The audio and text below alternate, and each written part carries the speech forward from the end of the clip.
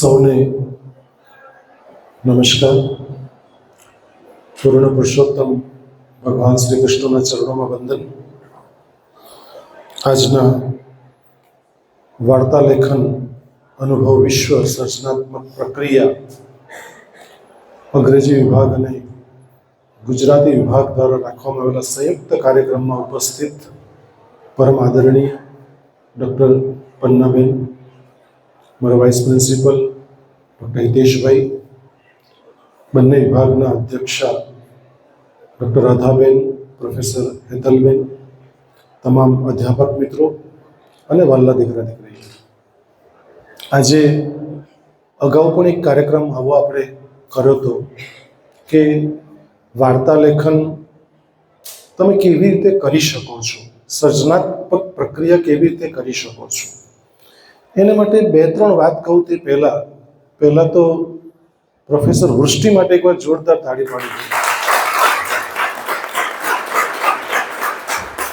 દો. એણે મારા વિશે બે શબ્દ સારા કહ્યા એટલા માટે નહીં સમજજો, પણ અંગ્રેજીની અધ્યાપિકા હોવા છતાં આટલું શુદ્ધ ગુજરાતીમાં બોલવું, ફરી એકવાર તાળી પાડી.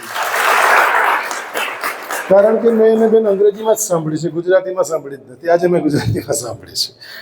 અને બીજું, સરિતાનો ખૂબ સુંદર પ્રયત્ન અને એક સુંદર વાતાવરણ આધ્યાત્મિક ઊભું કરવા બદલ સરિતા માટે પણ આમાં જોતો છે કેટલા તાળી પાડતા જ નથી. આમાં છે ને દીકરા, જીવનમાં આ બેન જે વાત કરશે તેમના વિષય પ્રમાણે કહેશે જ, તમને સંદેશ આપશે જ, પણ મારે બહુ એ રીતે કહેવું છે તમને કે વાર્તા લેખન અનુભવ વિશ્વ સર્જનાત્મક પ્રક્રિયા જ્યાં સુધી તમારા જીવનમાં અને મનમાં ક્લિયરિટી નહીં હશે ને તો કશું જ નહીં કરી શકો. આજે બે બાબતમાં કન્ફ્યુઝ તમે દેખાયા, કારણ કે મનોવિજ્ઞાનનો અધ્યાપક છું ને વિદ્યાર્થી છું.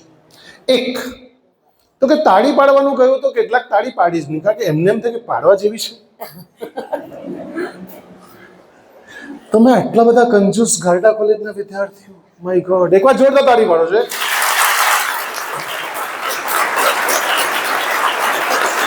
આ બેન યુનિવર્સિટીમાં બેન શું ઇમ્પ્રેશન લઈને જશે ગારડા કોલેજ, તમે સમજો જ કે, અને તમે જ મારું શ્વાસ છો, તમે જ મારો પ્રાણ છો. અને બીજું કન્ફ્યુઝન જે મને દેખાયું, કેટલાક ઊભા થયા, કેટલાક ઊભા નહીં થયા, કેટલાક અડધા ઊભા થયા, કેટલાક પછી બેસી ગયા. મને સમજાયું નહીં. રિસ્પેક્ટ, હું સ્પષ્ટ મારા જે એન્કરિંગ કરીને તેને સ્પષ્ટ ના પાડું કે કોઈ બી વિદ્યાર્થીને અમે આવી એટલે ઊભા કરવાનું બિલકુલ નહીં કહેવાનું. બેન, એના હૃદયમાં રિસ્પેક્ટ હશે તો ઊભો થઈ જશે. શા માટે ઊભા કરવા? પણ આજે અંગ્રેજી અને ગુજરાતીના પેલા બેઉ મિક્સ થયા ને, એટલે મને લાગે ગુજરાતીવાળાને એવું લાગ્યું હશે કે થવા જેવું છે, અંગ્રેજી લાગ્યું નથી થવા જેવું. ખબર નહીં શું થયું, કન્ફ્યુઝન હું હવે કંઈ ડિવાઈડ નથી કરી શકતો. પણ જીવનમાં દીકરાઓ, જ્યાં સુધી ક્લિયરિટી નહીં હશે ને ત્યાં સુધી જીવનમાં તમે કશું જ નહીં કરી શકો. ગારડા કોલેજમાં પણ આવવાની ક્લિયરિટી ગૂગલ મેપ કશું નહીં કરશે, મેપ જ બતાવશે, પણ જીવનની ક્લિયરિટી જોઈશે. ચશ્મા ઉપર ફોગ જામી જશે તો કશું જ તમે જોઈ નહીં શકો. તમે ગમે એટલી કાર દોડાવવાનો પ્રયત્ન કરો, જો ફોગ આવી જશે ને કાચ ઉપર તો કશું જ નહીં કરી શકો. જીવનમાં એક વસ્તુ યાદ રાખજો, ગાડીનો આગળનો કાચ બિગ હોય છે, મોટો હોય છે. જીવનમાં આગળ જવાનું છે, અને ક્યારેક ક્યારેક બહિર્ગોળ કાચ પાછળ પણ બેક સાઈડ પણ જોઈ લો. અને મારે બે વાત આપ સાથે શેર કરવી છે.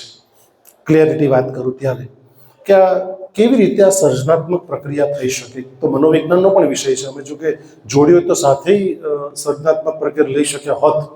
પરંતુ સિસિલી ટાપુ ભૂમધ્ય સમુદ્રની વાત છે.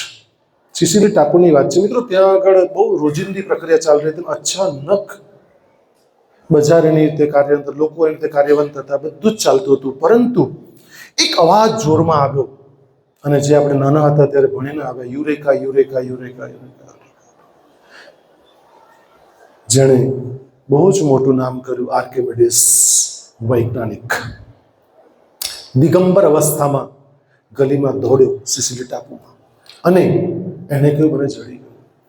કારણ કે જે સિરકટનો જે રાજા હતો, હીરો, એણે મુંગટ બનાવેલો, અને મુંગટની અંદર કેટલી અન્ય ધાતુ છે, સોની ઉપર વિશ્વાસ નહીં હતો. ચેક કરવા માટે એ કોઈ ચેક નહોતું કરી શક્યું. આર્કિમિડીઝે આ બીડું ઝડપ્યું અને દિવસ રાત ઇન્વોલ્વમેન્ટ. હું તમને એ કહેવા માંગુ છું કે જ્યારે દિવસ રાત તમે ઇન્વોલ્વમેન્ટ સાથે કામ કરશો તો કોઈ પણ સર્જન પ્રક્રિયા કરી શકશો. જ્યાં સુધી તમને ઇન્ટરેસ્ટ નહીં હશે ને ત્યાં સુધી કશું જ નહીં થઈ શકે. અને આ સર્જન પ્રક્રિયાના 6 સ્ટેપ તમને આપી દઉં જે જીવનમાં ખૂબ ઉપયોગી થશે તમને. તમે સર્જન કરો અથવા વાંચન કરો, તમે તમારું રોજિંદુ જે પણ કામ કરો તેમાં ઇમ્પોર્ટન્ટ સ્ટેપ્સ. નંબર 1, પહેલો તો સંકલ્પ હોવો જોઈએ. બેને 35 પુસ્તકો લખ્યા. જોરદાર બેન માટે તાળી થઈ જાય.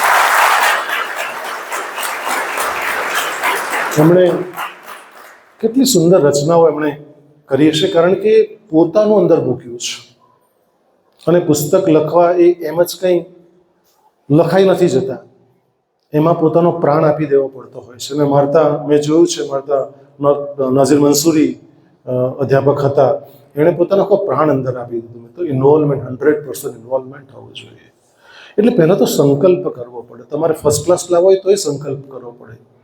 તમારે ધ્યેય નક્કી કરી દેવું પડે. નંબર 2, તેમાં ઇન્ટરેસ્ટ હોવો જોઈએ. આપણી મોટામાં મોટી તકલીફ એ છે કે મન કહે છે તે કરે. મન બિલકુલ એવું કહેતું જ નથી કે તું આ કર. મન બિલકુલ એમ નહીં કહે કે 4 વાગે ઉઠીને વાંચ. મિત્રો, ઇન્ટરેસ્ટ હોવો જોઈએ. બીજું છે એકાગ્રતા હોવી જોઈએ. ત્રીજું નિયમિતતા હોવી જોઈએ. ચોથું, પાંચમું જે સ્ટેપ અભ્યાસ, સતત પ્રેક્ટિસ પ્રેક્ટિસ પ્રેક્ટિસ પ્રેક્ટિસ અભ્યાસ હોવો જોઈએ. દ્રઢ ઈચ્છા શક્તિ હોવી જોઈએ અને વિઝ્યુલાઇઝ કરતા આવડવું જોઈએ. જો આટલા તમે મૂકી દેશો ને જીવનમાં તો હું ચોક્કસ એવું માનું સફળતા તમારા ચરણોમાં હશે. અને છેલ્લી મહત્વની વાત ઇન્વોલ્વમેન્ટની. એક સાયન્ટિસ્ટ સત્ય ઘટના છે.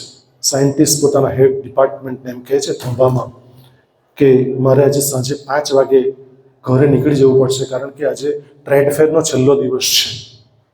નવસરમ ટ્રેડ ફેર છે, એનો છેલ્લો દિવસ છે. એ લોકોને ત્યાં થુંબામાં કે ટ્રેડ ફેર હશે તેનો એ છેલ્લો દિવસ છે આજે, એટલે મારે બાળકોને લઈને ફરવા લઈ જવું. સાંજે 5 વાગે કામ પતશે તો નીકળી જઈશ. તો સાંજે 5 વાગ્યા હેડ ઓફ ધ ડિપાર્ટમેન્ટ એમ હા તમે જઈ શકો છો, કશો વાંધો નહીં.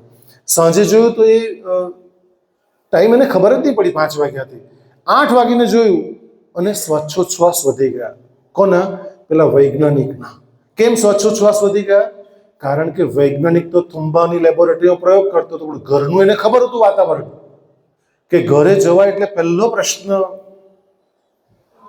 5 વાગે તમે કહી ગયેલા ગલ્યાડ જુઓ કેટલા વાગ્યા. આ બાજુ ગલ્યાડ નથી ગયા, આ તો ખાલી મેં જ સારું કેટલા ખબર છે. ગલ્યાડ જુઓ કેટલા વાગ્યા. અને આ દ્રશ્ય તમે હસો છો એટલા માટે કે તમારા ઘરે આ દ્રશ્ય સર્જાઈ ગયેલું છે. પિક્ચર કે પપ્પા જો લેટ આવે તો મમ્મી આ કેટલા વાગ્યા તમે જો કેટલાનું કહી ગયેલા તમે.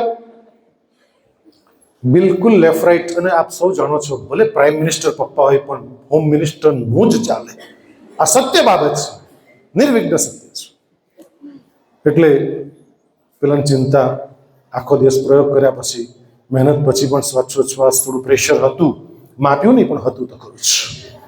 તો ઘરે જાય છે ને પત્ની એમ પૂછે છે બેન હસતા હસતા કે તમે શું લાશો, ચા કોફી? ભાગ્યે જ કોઈ કહે છો. માને પત્નીમાં એક જ ફરક છે. માં એમ કહે છે કે બેટા આખો દિવસ નોકરી કરીને આવ્યો, પત્ની એમ કહે છે બોર્નવિટા મંગાવું લાવે. That is a basic difference. પુરુષ પત્નીમાં માને સુધી નહીં મળે, બહુ અઘરું કામ છે.